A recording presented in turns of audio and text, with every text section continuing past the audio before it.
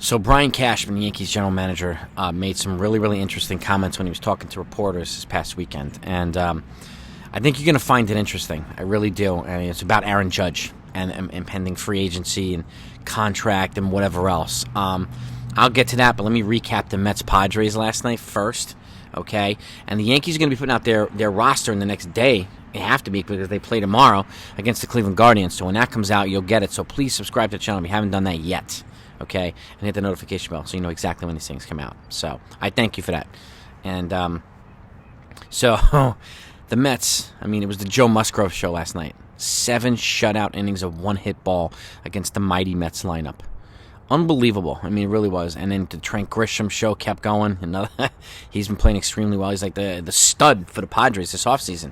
The offensive beast. Some more production from Manny Machado, no surprise. Jurickson Profar, some of the usual suspects. But it was a 7-0. Was a 7 or 6-0 win by the Padres, and to eliminate the Mets at home. They beat them 2 out of 3 games at home at Citi Field. So, all due respect to the Mets, but this is a Yankees town. Okay, until proven otherwise.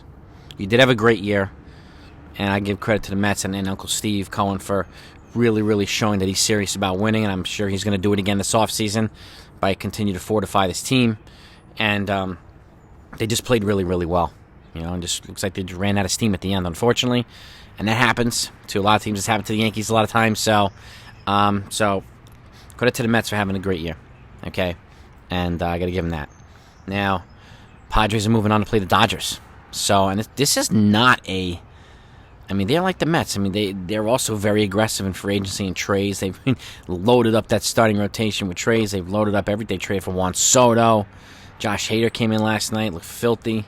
So, Josh Bell, I mean, contributing to this team, had a home run off Max Scherzer in Game 1. So, like, and Soto got a key hit last night, too. So, like, their trade acquisitions, while it didn't work early after the deadline, it's working now. So, congratulations to the San Diego Padres. Moving on to play the Dodgers in the NLDS. Now, pivoting over to the ALDS, obviously the Yankees got the Guardians. That's not going to be any picnic either. So, it's a young, very talented, very dynamic, hungry team who's proven that they could beat the big boys. Okay? The Yankee rotation's been set already. Cole at Game 1, Cortez at Game 2, and Sevy for Game 3. So, I put out all the stats yesterday on a video yesterday, so take a look at that if you haven't. So you'll see, kind of get an idea of why I think they did it. And my logic is like power righty, crafty lefty power righty can throw them off balance, but also Nestor Cortez is the best in this team at either backing up a win with a win or backing up a loss with a win. So if the Yankees, let's just say, lose 1-0, and he's the best guy to be in there and tie the series 1-1. If the Yankees win 2-1, he's the best guy to put them up 2-0. So he's the perfect number 2 right now. And I know the sentimental value, a lot of people want him at number 1, but the stats, Cole has the best stats against the Cleveland Guardians. So it looks like they're going with the numbers. So now, let's get to the Brian Cashman thing. And I'm also going to link this article down below so you can read it and take a look and let me know what you think.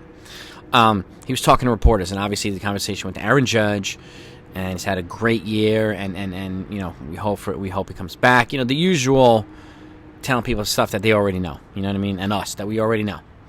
And now he goes, and then he starts to say, there's a pot of gold waiting for him. Now, he doesn't say our pot of gold or anything like that.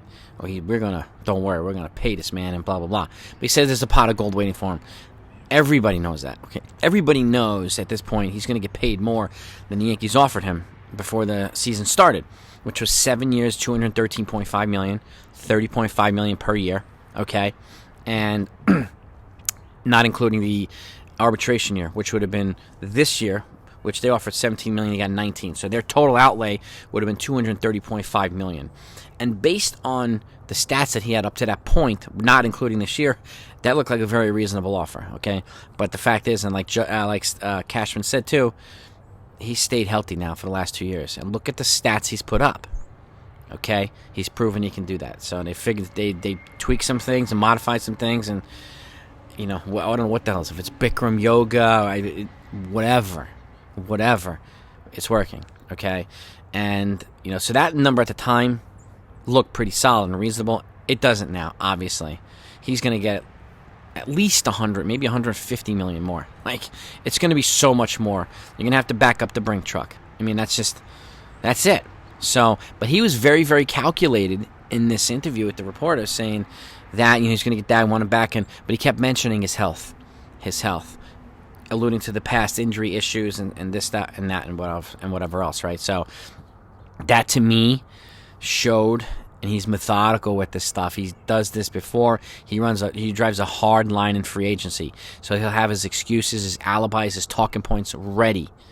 We want to pay this much, but, or this, that, and that, but he did it to he did it to Jeter, he did it to Mo, he did it to Pettit, he did it to Posai, all of them, and he won every single time. Now this is a little bit different because Judge he's the new AL home run king, the new Yankee home run king, and I mean, he does a lot for this team in a lot of different ways. So, but somebody, if it's the Yankees or not, is going to pay him a ridiculous amount of money. So, and obviously we all hope it's the Yankees, but if it doesn't happen that way, if the Yankees get beat by just a monster offer, he's going to have his story ready, and he prefaced that in this meeting. That's why I found it interesting, and I want to know what you think about it. So let me know. Take a look, read it, or watch it. Let me know what you think. Okay, I think you'll find it on YouTube as well. So that one was a revealing one for me. So, but that's what I got for you right now. Okay, some Yankees, Yankees news. This one was, revealing. That's why I'll just keep it at that. I'll leave it up to you to decide what you think about it. So, but yeah, it was revealing. But we all know Aaron Judge. He wants to come back. The team wants him back. The fans want him back. Like, the guy has his own. We don't have I like Tim LeCastro, but we don't have the Tim LeCastro chambers, right? We don't have the DJ LeMahieu chambers, and I like these guys, but Judge has his own freaking chambers at Yankee Stadium. Okay, and that's something to be said for that. There really is. But if anything else comes out, guys and gals, you're going to get it here, and you know what to do. So if you don't want to miss it. So we'll talk later. Have a great day. Over and out.